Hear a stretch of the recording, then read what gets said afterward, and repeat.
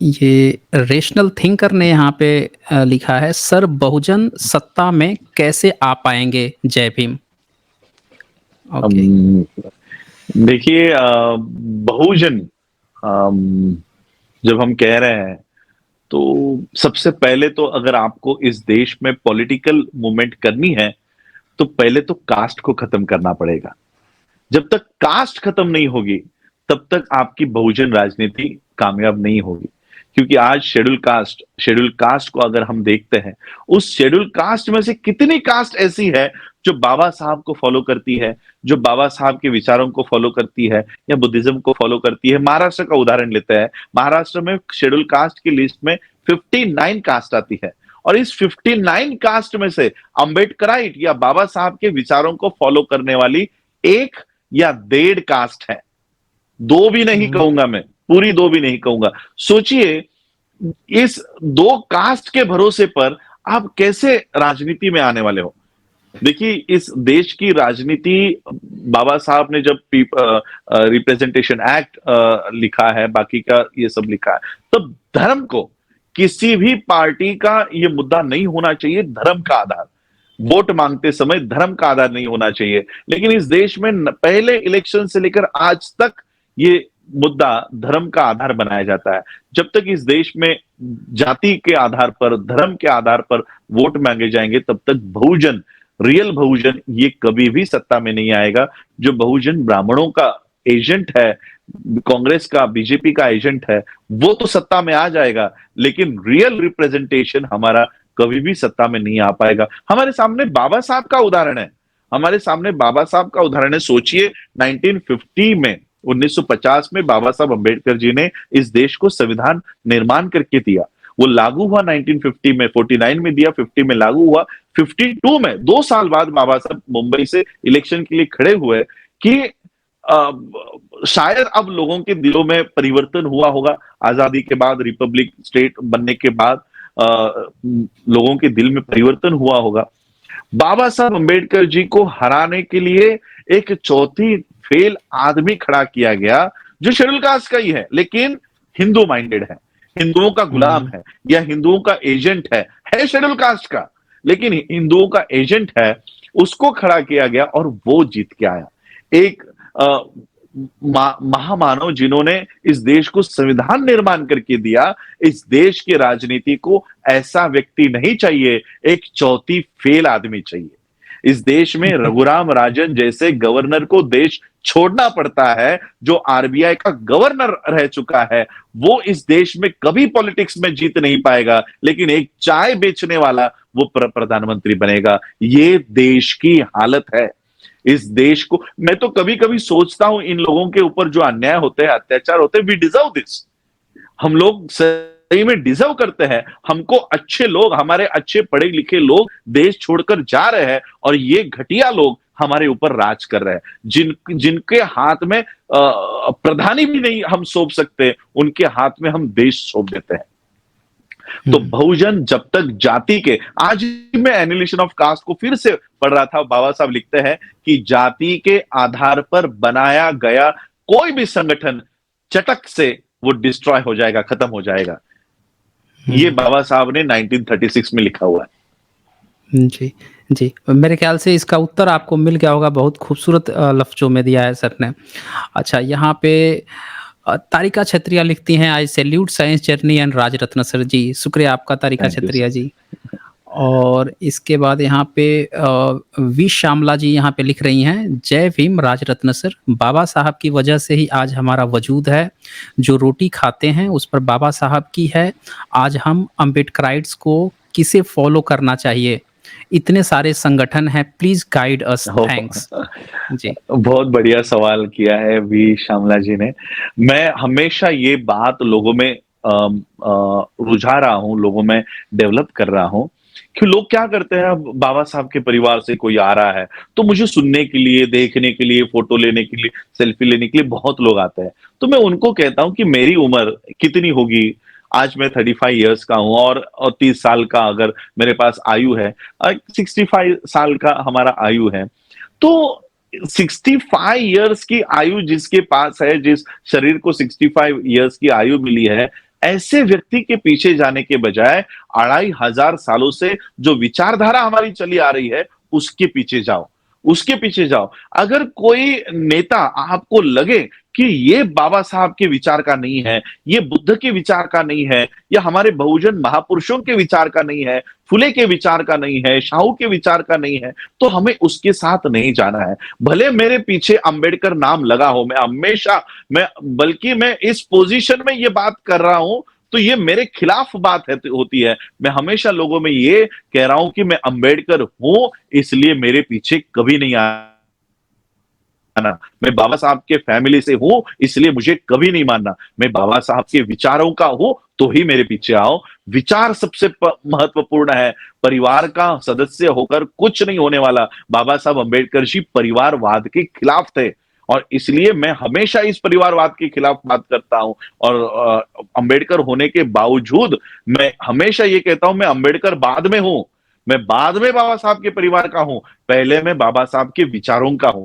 पहले मैं अंबेडकराइट हूं, और उसके बाद अंबेडकर हूं। बहुत सारे संगठन हमारे में बने हुए हैं।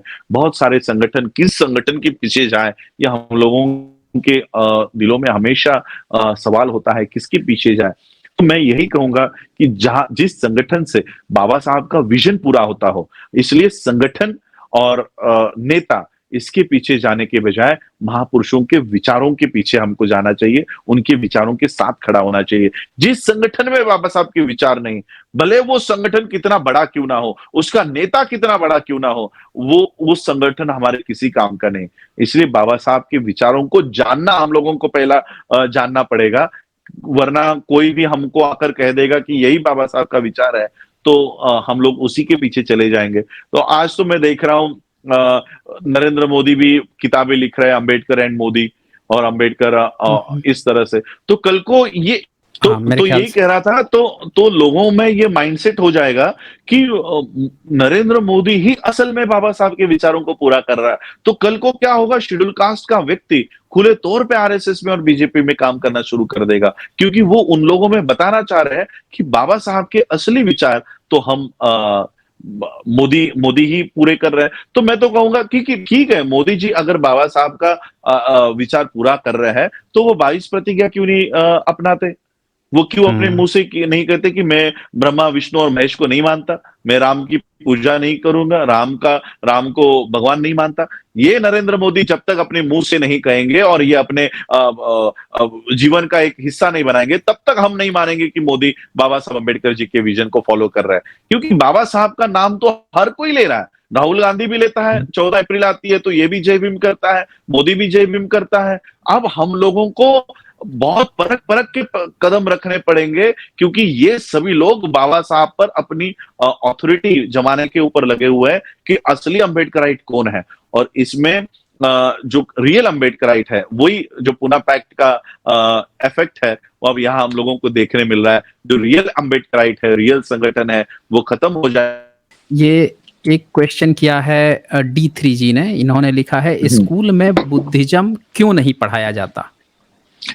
हाँ, स्कूल में बुद्धिज्म, ये बुद्धा को तो पढ़ाएंगे, लेकिन कौन सा बुद्धा पढ़ाएंगे? बुद्धा जो विष्णु का अवतार है, ये पढ़ाएंगे। क्योंकि ये आज की नहीं, ये बुद्धिज्म को पूरी तरह से ये लोग खत्म करने के लिए काम कर रहे हैं। पूरा एजुकेशन सिस्टम इसका आरएसएस करण हो चुका है, सेफ्रनाइजेशन हो चुका है।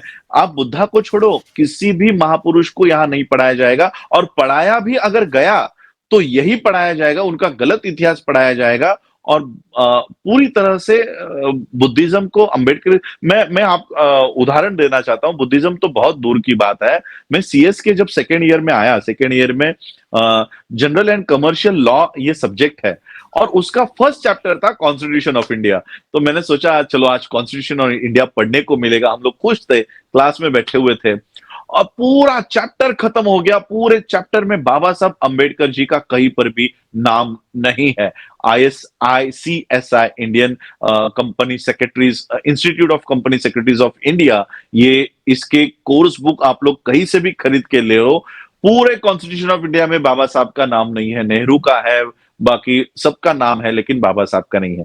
सोचिए, जो कॉन्स्टिट्यूशन बाबा साहब ने ड्राफ्टिंग कमेटी के चेयरमैन हैं, ये एजुकेशन सिस्टम बाबा साहब का नाम नहीं लेती, तो ये बुद्धा का नाम कहां से लेंगी?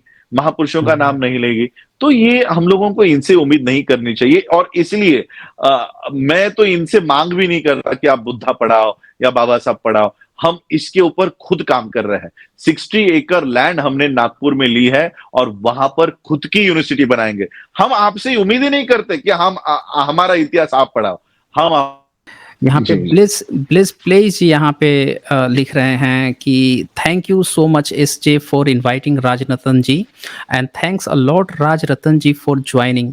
We would like to hear about my साहब contribution and support in Baba Sahab journey. Please tell us about her thought, her journey. देखिए माई साहब के बारे में हमारे परिवार में भी इतनी बात नहीं होती है और माई साहब के जो बाबा साहब के जीवन में उनका जो प्रवेश हुआ, बाबा साहब का एक लेटर भी है। बाबा साहब ने एक लेटर लिख के अपने जो दोस्त है उस समय, बाबा साहब ने कहा कि मेरी जो हालत है वो बहुत दिन ब दिन खराब होते जा रही है और डायबिटीज बाबा साहब को बहुत बड़े पैमाने पर था और घर में कोई नहीं था। माता रमाई की डेथ हो चुकी थी और घर में महिला ऐसी कोई नहीं थी। भैया साहब, बाबा साहब के जो सुपुत्र हैं मुकुंद, ये सब मुंबई में ही रह रहे थे और बाबा साहब दिल्ली में थे और उस समय कई सारे बाबा साहब को काम करने पड़ रहे थे। संविधान की जिम्मेदारी थी, बुद्धिज्म की जिम्मेदारी थी। तो बाबा साहब ने एक लेटर लिखा अपने दोस्त को, वो लेटर भी रिकॉर्ड पर है। बाबा साहब ने कहा कि इस उम्र में मैं मौज के लिए तो शादी नहीं कर रहा हूं, लेकिन जो शुश्रूषा मेरी करनी चाहिए, हमारे समाज में वैद्यकीय मेडिकल फील्ड का कोई व्यक्ति नहीं है और इसलिए बाबा साहब अम्बेडकर जी ने माई साहब से, डॉक्टर कबीर से उन्होंने, फिर सविता कबीर से उन्होंने शादी की और फिर उनकी जो लाइफ जर्नी है, उनकी लाइफ जर्नी में उन्होंने कई साथ भी दिए। बौद्ध धर्म की दीक्षा में भी वो साथ में रही और बाबा साहब अम्बेडकर जी की जब डेथ हुई तो आज भी जो लोग हैं वो माई साहब को यानी एक थोड़ी शक की निगाह से देखने का काम भी लोग करते हैं कि कहीं ना कहीं, क्योंकि बाबा साहब के महापरिनिर्वाण के बाद उस समय के रिपब्लिकन पार्टी ऑफ इंडिया के लोगों ने संसद में ये सवाल उठाया कि बाबा साहब की मौत कैसे हुई, इसका पूरा हम लोगों को ब्यौरा चाहिए। इस पे इन्वेस्टिगेशन भी हुआ, इस पे इन्वेस्टिगेशन हुआ, कमेटी गठित हुई और लेकिन आज भी वो कमेटी का रिपोर्ट सरकार पब्लिक नहीं किया गया है। तो कहीं ना कहीं बहुत सारी बाबा साहब के डेथ के बाद माई साहब जो है वो कहीं ना कहीं बैकफुट पर गई और वो समाज में उतना वो आई नहीं। जो उनकी जो डेथ हुई फिर 2002-3 में, फिर उसी समय फिर ये फैमिली मेंबर्स सब लोग कि उनका जो कर्तव्य है फाइनल राइट्स करने का, उसके लिए ही वहां पर गए। तो माई साहब की इतनी ही यादें हैं, लेकिन माई साहब ने कई बुक्स लिखे हैं बाबा साहब के सानिध्य में उनका जीवन कैसे बीता, उसके ऊपर कई सारी बुक्स लिखी है। लेकिन हमारी जो पर्सनल यादें हैं जो बाबा मेरे पिताजी ने बताई थी वो इतनी अच्छी नहीं है।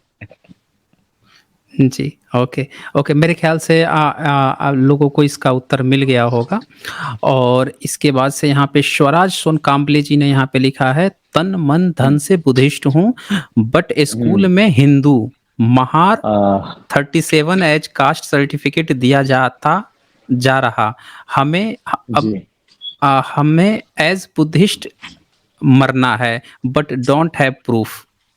ओके, नहीं, प्रूफ देखिए, इसलिए हम लोग ये काम कर रहे हैं कि लोगों को बौद्ध होने का सर्टिफिकेट इसलिए दे रहे हैं क्योंकि इनके जो टीसीज है, स्कूल्स है, वहां पर सुनो, वहां पर ये लोग क्या कर रहे हैं, गवर्नमेंट ने जीआर निकाला हुआ है।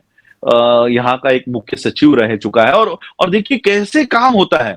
वो खुद बुद्धिस्ट था जिसने ये जीआर निकाला है और उसने जीआर निकाल के लिखा है कि बौद्धों के जो बच्चे आएंगे स्कूल में एंट्री के लिए उनकी कास्ट मेंशन करो। अब मुझे बताओ बुद्धिज्म में कौन सी कास्ट आती है जो बौद्धों की कास्ट मेंशन करने का जीआर महाराष्ट्र गवर्नमेंट ने निकाला है? तो ये इसलिए निकाला है कि रिलीजन बुद्धिस्ट, कास्ट महार। तो तो ये कहीं ना कहीं बुद्धिज्म में कास्टिज्म को डालने की साजिश गवर्नमेंट के ओर से हो रही है कि बुद्धिज्म भी कास्ट, पूरा कास्ट से भरा हुआ है। तो ये बुद्धिज्म में कास्ट डालने की काम हो रही है। इसलिए हमने काउंटर इसलिए किया है कि सबसे पहले तो बौद्ध होने का सर्टिफिकेट ले लो। बौद्ध होने का सर्टिफिकेट लेने के बाद वो भी हमारे वेबसाइट से दिया जाता है, www.tbsoi.org.in। वो अगर कोई पर्सनली विजिट नहीं कर सकता ऑफिस में, तो घर बैठे ऑनलाइन कर ले, बौद्ध होने का सर्टिफिकेट मिलेगा। बौद्ध होने का सर्टिफिकेट लेने के बाद हमें गैजेट करना है। गैजेट यानी हमारे पास अगर हिंदू महार का सर्टिफिकेट है, तो हमें चेंज इन रिलीजन का फॉर्म भरना है कि मेरा पहला सर्टिफिकेट हिंदू महार है, अब मैंने बौद्ध धर्म की दीक्षा ले ली है, अब मुझे बुद्धिस्ट सर्टिफिकेट चाहिए। तो एक गैजेट नोटिफिकेशन आता है कि ये फलाना आदमी पहले हिंदू महार था, अब बौद्ध है। और इस तरह से उसकी एंट्री बुद्धिस्ट रिकॉर्ड में अपने आप हो जाती है। वो जनगणना में अपने आप को बौद्ध लिखा है या ना लिखा है, गवर्नमेंट के पास उसका डेटा आ जाता है कि ये बौद्ध है। तो इस तरह से ऑफिशियली हम लोगों को बौद्ध होना है, सिर्फ नाम का ही नहीं, हम लोगों को ऑफिशियली बौद्ध होना है। और मैं अब मेरी कितनी सभाओं में जब मैं ये बताता हूं, अब लोग नेक्स्ट सभा में जब मिलते हैं तब मुझे सर्टिफिकेट लाकर दिखाते हैं कि सर आपने जैसे बोला था हमने वैसे गैजेट कर लिया। और ये भी कौन है पता है? हिंदूज।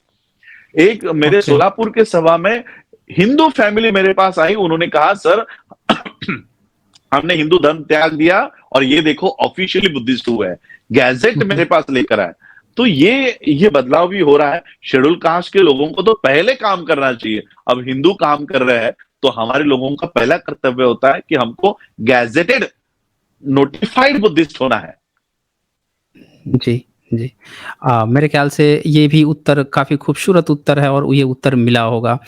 यहाँ पे सम्यक जी ने लिखा है, if Brahmin become Buddhist then he will get reservation benefits as you said earlier, if not then how you will identify who is who. देखिए बुद्धिस्टों को जो रिजर्वेशन दिया जाता है, ये गैजेट नोटिफिकेशन के इससे दिया गया है, प्रेसिडेंट ऑर्डर है। और उसके लिए आपको शेड्यूल कास्ट के लिस्ट में से बुद्धिस्ट रिजर्वेशन किसको है? शेड्यूल कास्ट के लोगों को है।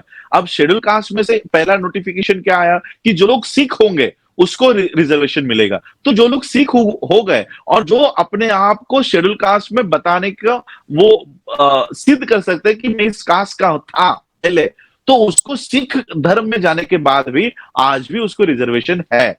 तो उसी तरह से बुद्धिस्ट को 1990 में इंक्लूड किया गया और यह बताया गया कि अगर कोई शेड्यूल कास्ट का आदमी बुद्धिस्ट हो जाता है तब भी उसको रिजर्वेशन मिलेगा। अब बुद्धिस्टों को, ब्राह्मणों को अगर रिजर्वेशन लेना है तो उसको शेड्यूल कास्ट की लिस्ट में पहले अपने आप को दिखाना पड़ेगा, और वो भी 1950 का रिकॉर्ड, कि वो नहीं उसके पूर्वज भी उस शेड्यूल कास्ट के हैं क्या, वो उसको सिद्ध करना पड़ेगा। तो ब्राह्मण अगर बुद्धिस्ट होता है तो ये कोई रिजर्वेशन का कोई स्कीम नहीं है कि यहां पर रिजर्वेशन मिल रहा है तो बौद्ध बन जाओ। तो ये रिजर्वेशन की कोई स्कीम नहीं चल रही है। अगर कोई शेड्यूल कास्ट का आदमी हिंदू धर्म में रहते हुए अगर उसको रिजर्वेशन है, तो उसको अगर बुद्धिस्ट होना है तो उसका रिजर्वेशन नहीं जाएगा, उसको बौद्ध होने के बाद भी रिजर्वेशन मिलेगा। ये उसका अर्थ है। और दूसरा, as you said earlier, if not then how you will identify who is who. तो बुद्धिज्म इसी के लिए है कि आप हमें पहचाने ही नहीं कि हु इज हु। आप समुद्र में जाने के बाद कभी ये बाइफरकेट करके नहीं बता सकते कि ये गोदावरी का पानी है, ये गंगा का पानी है, ये जमुना का पानी है। इसलिए तो हम महासागर में जा रहे हैं। हमको इस देश से कास्ट खत्म करनी है, रिलीजन खत्म करना है, और इसलिए हम बुद्धिज्म में जा रहे हैं। और इसलिए ये कौन सा बुद्धिस्ट महार का है, चमार का है, गढ़ियारा का है, मेघवाल का है, ये खत्म करने के लिए ही हमको बुद्धिज्म में जाना है। अगर ये लेकर हम बुद्धिज्म में जा रहे हैं तो बुद्धिज्म में जाने का कोई मतलब नहीं है। इसलिए हु इज हु यही तो खत्म करना है। जब तक ये खत्म नहीं होगा, आपके मूंछों के ऊपर, आपके घड़े को हाथ लगाने के ऊपर, आपके ऊपर इसी तरह के अन्याय अत्याचार होते रहेंगे। हमें ये आइडेंटिटी, जाति आइडेंटिटी को खत्म करनी है।